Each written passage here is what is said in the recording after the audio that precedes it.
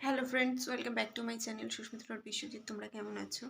আশা করছি তোমরা সকলে খুব ভালো আছো। আর আমি খুব একটা ভালো নেই, ভিডিও পোস্ট করতে পারি না খুব একটা। তো আজকে ছেলের ভীষণ শরীর খারাপ, 3 দিন ধরে ছেলে খুব ভুগছে। দেখো ভীষণ জ্বর ছেলের।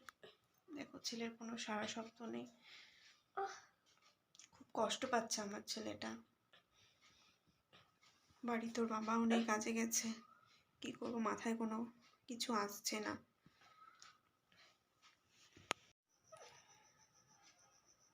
সংসারে একা থাকার যে কতটা জ্বালা, যারা একা থাকে, শ্বশুর শাশুড়ি থাকা সত্ত্বেও মানে যাদের নেই, মানে থেকেও নেই, তাদের যে কতটা কষ্ট হয়।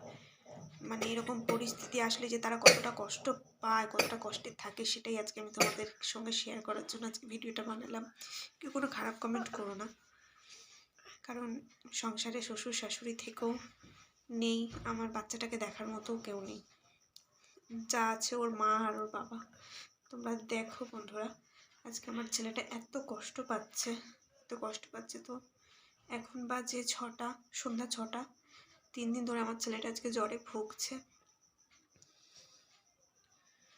দেখো কি অবস্থা আমার ছেলেটার, দেখো তোমরা।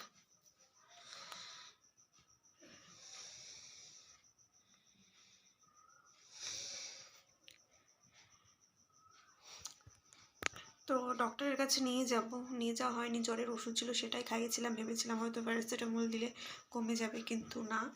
বাবা সোজা হোক, বালিশ ভিজে গেছে। কমেনি জ্বরটা।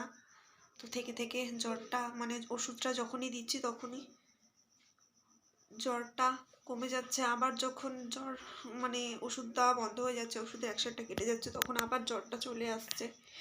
তো আজকে ভাবলাম একটু ডক্টরের কাছে নিয়ে যাব। তো যে ডক্টরকে দেখাবো সে 7:30টার পরে বসে। তো এখন অনেক দেরি, তাই ভাবলাম যেটুকু ওষুধ আছে ওটাই খাইয়ে দিই, এখন জ্বরটা আপাতত কমুক দিয়ে জলপট্টি এখন করছি। 7:30টা বাজলে আবার ছেলেটাকে ডক্টরের কাছে নিয়ে যাব।